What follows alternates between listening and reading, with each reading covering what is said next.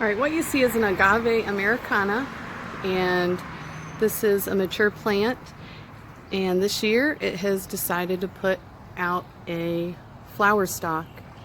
If you've never seen one, you'd be very surprised at how tall it can get. I would say this one's at least 20 feet right now, but it can easily get the height of a telephone pole. If you look closely at it, it resembles what? Yes, an asparagus plant. These plants typically are called century plants, but they don't really live a century. Generally it's 20 to 30 years. That's how long it takes to form a flower. And now that this has developed a stalk, that mother plant will die. The good news is it should leave some babies to grow back.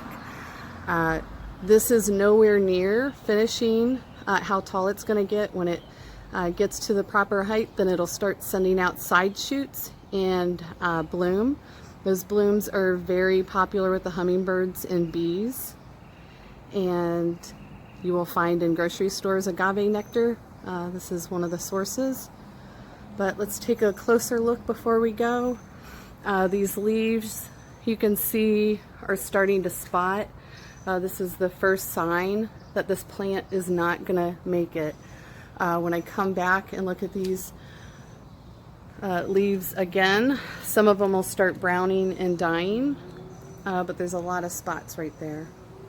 If you look closely right here, you can see the impression left when the plant was starting to form and before it all opened up, how one leaf was pressed up against another. So it lives with those impressions its entire life. I'll back up.